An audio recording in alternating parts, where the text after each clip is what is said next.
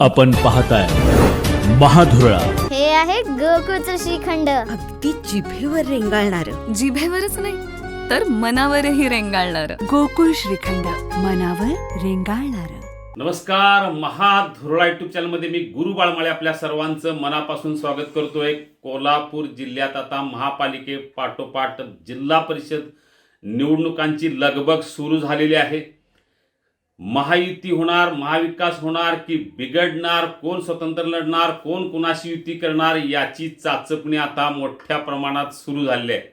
यामुळे आता कोल्हापुरात महापालिके पाठोपाठ जिल्हा परिषदेत ही महायुती होणार का हा विषय चर्चेचा आहे. कारण नेत्यांची बैठक झाली, प्रयत्न सुरू झालाय महायुती करायचा, पण अशक्य आहे. कारण मागणी जास्त आणि जागा कमी. जागा केवळ आहेत 68 आणि प्रत्येक पक्षाला आता वाटते की मीच मोठा भाऊ, आणि ते आता शक्य नसल्यामुळं सोयीच्या ठिकाणी महायुती आणि जिथं शक्य नाही तिथं मैत्रीपूर्ण लढत हा निर्णय आता 100% होणार हे नक्की आहे.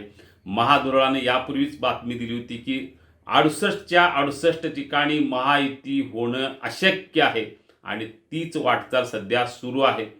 काल सगळ्या नेत्यांची बैठक झाली आहे. मंत्री चंद्रकांत दादा पाटील, मंत्री हसन मुश्रीफ, पालकमंत्री प्रकाश आंबेडकर, खासदार धनंजय महाडिक, आमदार विनय कोरे, आमदार अमल महाडिक, शौमिका महाडिक, समित कदम यांच्यासह अनेक नेते, कोल्हापुरातले महायुती सगळे दिग्गज या बैठकीला उपस्थित होते. आणि या बैठकीत एकच निर्णय झालाय की जिथं जिथं शक्य आहे तिथं महायुती करायचं आणि जिथं शक्य नाही तिथं मैत्रीपूर्ण लढत करायचं.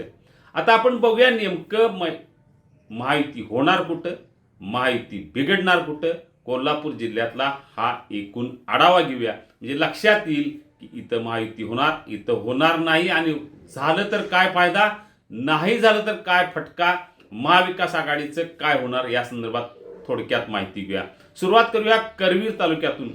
करवीरमध्ये काँग्रेस विरुद्ध शिवसेना अशी पारंपरिक लढत होती, पण काँग्रेसचा मोठा गट PN पाटील गट, राहुल पाटील हे राष्ट्रवादीबरोबर गेले आणि समीकरणच बदललं. राहुल पाटलांनी त्याच दिवशी घोषित केलं की जिल्हा परिषद आम्ही लढवणार. त्यामुळे आता राहुल पाटील म्हणजे राष्ट्रवादी विरोधात चंद्रदीप नरके म्हणजे शिवसेना ही लढत होणार. इथं महायुती होण्याची शक्यता फार कमी आहे. भाजप आणि शिवसेना एक होतील आणि राष्ट्रवादी स्वतंत्र लढेल हे जवळजवळ नक्की आहे. राधानगरी आणि भुदरगडमध्ये पण तीच अवस्था आहे. कारण इथं पालकमंत्री प्रकाश आंबेडकर आणि माजी आमदार KP पाटील यांच्यात तडजोड होण्याची चिन्ह फार कमी आहेत. त्यामुळं भाजप आणि सेना एक होतील आणि इतर राष्ट्रवादी म्हणजे KP पाटील गट त्यांच्या विरोधात लढेल हे नक्की आहे. चंदगडलाही महायुती होण्याची चिन्ह नाहीत, कारण तिथं भाजप स्वतंत्र लढणार. दोन्ही राष्ट्रवादी नगरपालिकेप्रमाणे एक होणार. त्यामुळं भाजप विरोधात राष्ट्रवादी, दोन्ही राष्ट्रवादी असाच महायुतीतला सामना इथं निश्चित होणार. इथं फारशी शिवसेनेची ताकद नसल्यामुळं शिवसेनेचा विचार फारसा केला जाणार नाही. कागलमध्ये सुद्धा महायुती होण्याची चिन्ह अजिबात नाहीत, कारण इथं मंडली गट स्वतंत्र लढणार. एकीकडं भाजप आणि दोन्ही राष्ट्रवादी एक होणार.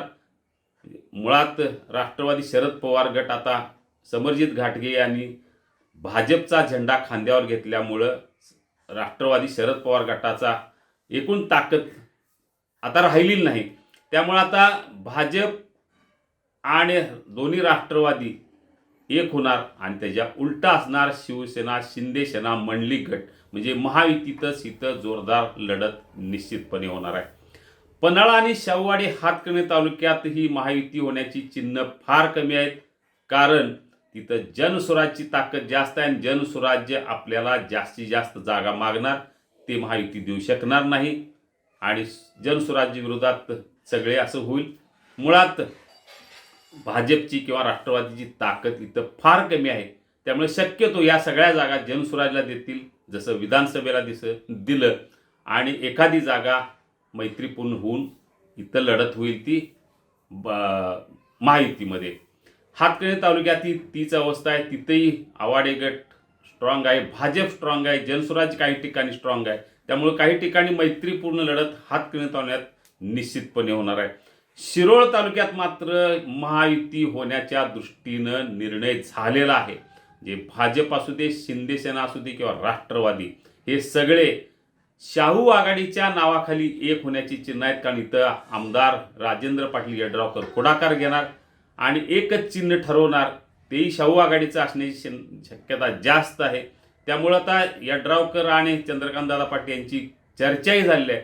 त्यामुळे शिरोळ तालुक्यात महायुती होणार हे नक्की आहे. कारण त्यांना काँग्रेस आणि स्वाभिमानी एक झाल्यामुळं त्यांना लढा देण्यासाठी महायुतीला एकत्र व्हावं लागेल. गडहिंग्लज आजरामध्ये दोन्ही राष्ट्रवादी आणि भाजप सुद्धा एक होण्याची चिन्ह जास्त आहेत.